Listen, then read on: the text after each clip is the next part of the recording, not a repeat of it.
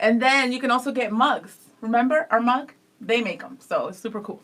I know you're doing something with that video. I was running the camera. It was awesome. You don't have the thing up, so you don't even know. Yeah, I don't know what you're doing. Oh, man.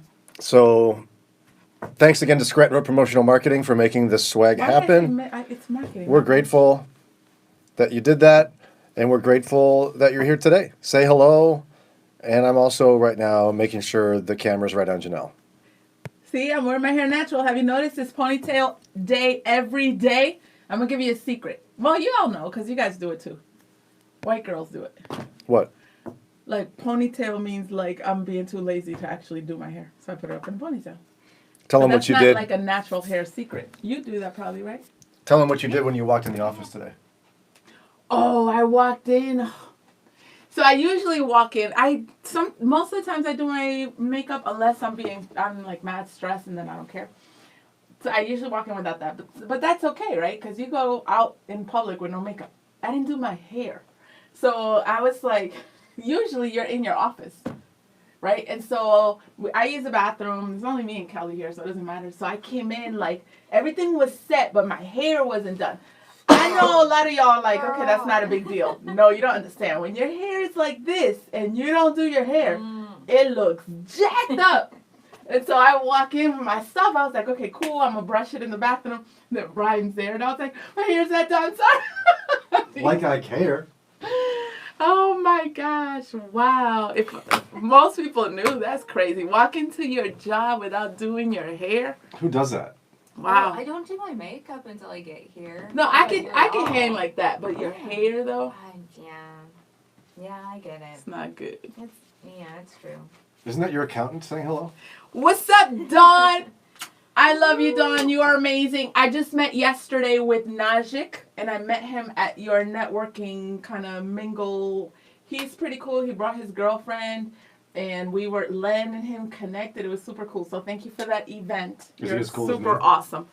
Najik, he was cooler than you, actually. Did he ask for... He got this life together. Did he ask for a signed headshot? No. He was excited about the morning show. How did he find out? He found out because Dawn is one of our most dear fans, and she told him. I bet I'm Dawn's favorite. Dawn, let us know. She's like, please, can you be my client, Brian? Actually, she likes it when I get you on Would air, you by the please way. be my client, Brian? Oh Please? God. I'll think about it, Dawn. Oh my gosh. Nathaniel says, what's up? Good morning. Najee. I'm sorry, Najee. She had some That's dinner with somebody. messed up. Doesn't even know what his name is. Whatever, he's cool. Najee is a great guy. So glad you made a good connection. Yeah, he's connecting us to a lot of the developers in Shaker, Cleveland Heights is super cool. And I love that Len and him had chemistry, so that was good. Mike, you're talking junk. Just because my hair looks good every day doesn't mean it doesn't get cut. Did you cut your hair? No. See, explain to me. Let's think about this. Even though, our title, I don't even know why we put a title. What's so different between your hair right now and, when you cut it? It looks cut right now. Well, you see, when I get it cut, it's shorter. It's short already. It's short. Shorter. You're short, and if you go duck down, you're shorter. That's how that works. It looks the same to me.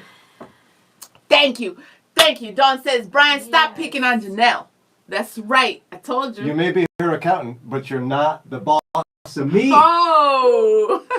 Hi, Miss Theola. Mike says, you looking at your hair this morning, maybe nobody notices you get it cut because it doesn't look like it grows. Thank you.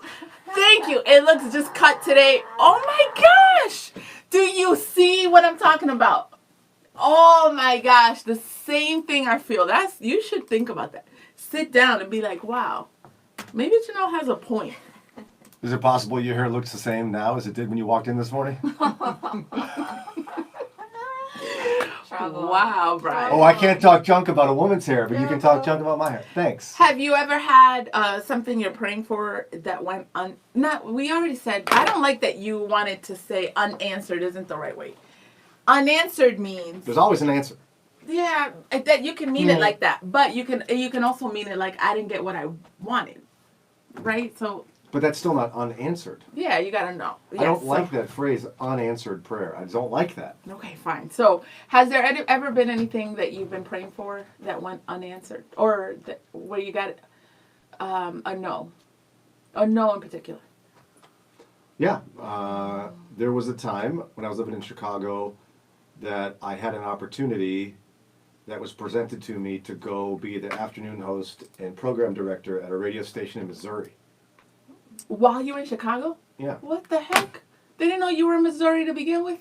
That's frustrating. They wanted me to go and move to Missouri and work at the radio station. Back. That's crazy. And I prayed about it. I wanted to be on the radio full time. I wasn't at that point. I was only on there part time. But I prayed about it, and God said no. It was not a door that we were supposed to go through. Were you content with? Because the way you said it makes it like you were receptive of the no. Did it take you time? It was one of those where I was disappointed and I was sad, but it felt like it was right. Does that make sense? Yeah. Because usually what happens is you get that like later. Sometimes. Again, I was disappointed. But there was a part of me that kind of knew that it wasn't the right time or the right place or anything. I mean, the advice I was getting at the time was, no, it's not a good idea. Yeah. What about you? For me, there were 3 things I wrote down. I didn't share it on air because it's so awkward. Like it feels so immature to be like, I wasn't content with the no. The shoe fits. But if we keep it real, we all have that. So the first one was, this is so immature. So just when I was praying for a girl, and I know, like, the reason I'm like sharing that, I know, but dude, like when you're longing for that, nobody wants to hear that. Somebody's saying, well, you got kids already, or, and I've talked to women, like you could long for a boy because you don't have a boy, or a girl, or you could have 3 kids and really want another one and not get another one. So it was very real. Now it's easy to laugh at and be like, okay, I had kids. Because the Lord gave you Raina. That's exactly. We love our Raina. Oh my gosh. She's keeping you busy. That was hard because it felt like every time I heard a boy, even though I wanted 6 and I knew I was going to get 1 of each, or I thought, every time I had her no, it felt like a rejection. And it felt like, it just felt like a rejection. So when your attitude of, I guess it didn't work with God, I don't know, I couldn't resonate because I'm like, dude, I didn't feel like that. When you're set on something, you're longing. It was hard to find contentment. It was hard to be like, really, it's like 50%. Like, I'm just asking. It's so simple. And so it was many, many years of that. And that's why in the beginning, when we were talking about it, I told you in that season, it wasn't a no because I wasn't done having kids. It turned out into a wait. Right. But when I was living that, I didn't know it was a not yet. It could have at the end, been like, no, it was a no. And in that waiting, when you don't know what it's going to be, that's hard. Yeah. So that's the more simple one. The more serious one was obviously when my dad was sick. Yeah. Praying for his healing. And praying, especially in the beginning when we didn't know or were being hopeful. That was hard. But I was talking to a friend of mine. There's a lot of learning in the waiting. A lot of learning in the waiting. But it was so dark and it was so like we're like clear eventually, like he's gonna pass. But I loved the feeling, and it happens more in hindsight, that even in the darkness and in the tears, you have moments and glimpses of I'm here with you.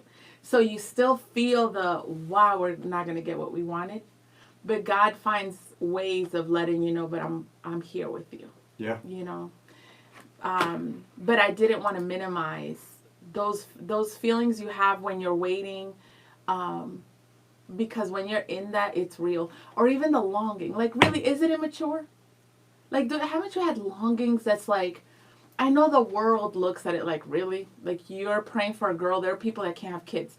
But there's other things that I know. Like, for me, it was that. For you, hasn't there been things where you're like, God knows I'm truly longing for this? It could be a job, or it could be a career move, whatever it is, that you feel immature for even longing for that, but Probably. I can't think of anything off the top of my head right now. I longed to be in radio, and the Lord answered that prayer with a Yeah. yes. So, Yeah. but yeah. there was a lot asked of me to be able to do that. He didn't just hand it to me on a silver platter. I had to upend my family and move to a Yeah. new state, sell my house in a bad housing market.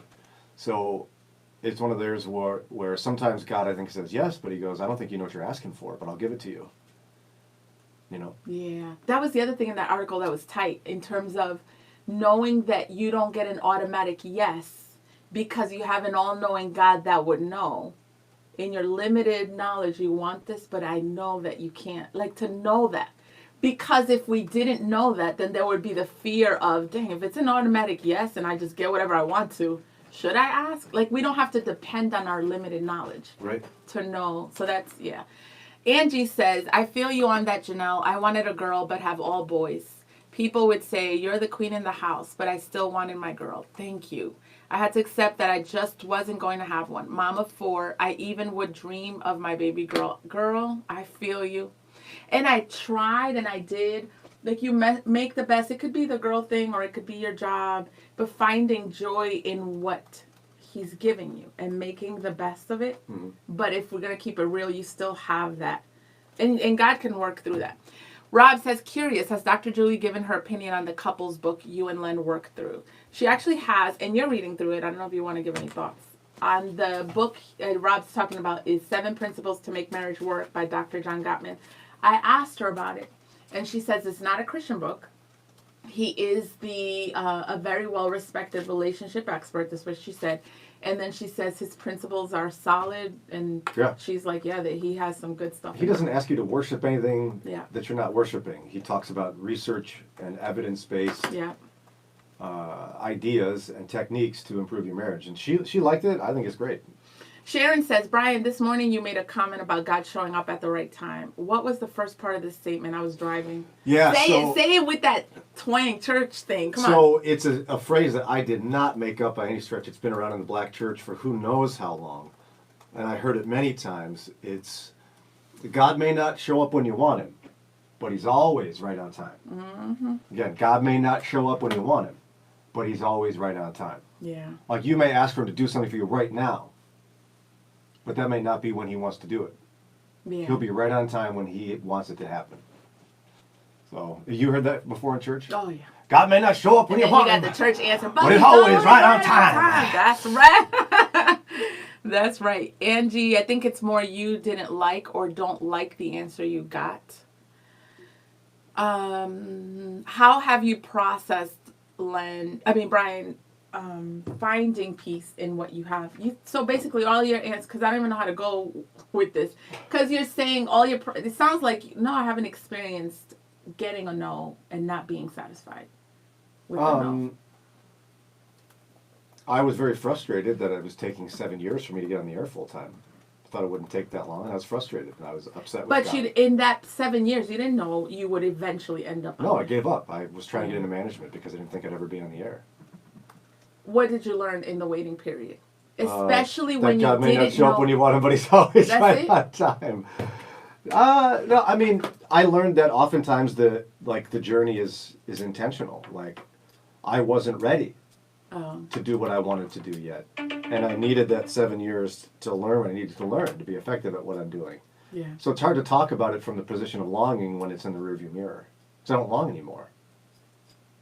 You know what I mean? No, yeah, I remember longing for my girl, so I could, yeah. I just don't know that's, I mean, we all have our struggles. I'm not certain that longing for things like that has been a primary struggle of mine. Yeah, yeah. And that's okay. It's not that I don't struggle. It's Yeah. just that it may not be something that's happened to me a lot. I mean, I've longed for things before. Like, I really would love to have a camper for our family. I think that'd be super fun to have one.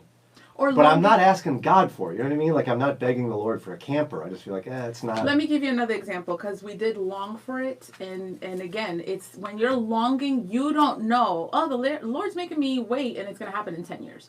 My mom was a believer, and we grew up going to church, and my dad was resistant, and, he wasn't. I saw the journey from a daughter's perspective of a woman longing for her husband to accept Jesus and to kind of walk with her as a believer. Those are the experiences I'm telling you where we hear happy endings, But when you're in that journey, you don't know that it's a weight. It could Yeah. be a no. And the longing and trusting God and finding joy in what your marriage is right now, that's like, it's a struggle. And it's It is, yeah. easy to throw out and be like, well, trust God. And he knows the big picture. That's easy to throw out when you're not going through those seasons. You're right. You're right. I agree. But you weren't throwing those out. I'm just saying we do that, you know. Pam says just rent a cabin, Brian. Duh. What am I supposed to? Oh. It's like being like, I really could use a pizza. Here's a hamburger. I don't want that. I want my own. I want a camper. Yeah. But again, I don't think my heart motive for wanting one is necessarily one that's biblical or righteous. Yeah. So I'm Yeah. actually not asking God for that. Yeah, and I get that. Yeah, with those. You have things like that where you Yeah. wish you had something, but you know it's not. Like, wow, that's selfish or whatever. No, I'm not going to yeah. be like, oh Lord, Yeah, no. bring me a camper. With Like, those, it's easier. Like I wanted a house, but it wasn't like a house because we lived in a 2 families or whatever. So it was, yeah, that's not something. I get that. Those are easier to deal with. Ori says good morning on YouTube, and Supermom's on there. If you're on YouTube, let me remind you, make sure to subscribe and click the bell so you're notified when we release a new episode. Hi, Chica. Time to go. Hey, Pam, what's up? And Sharon and Mike, Rob, peace out.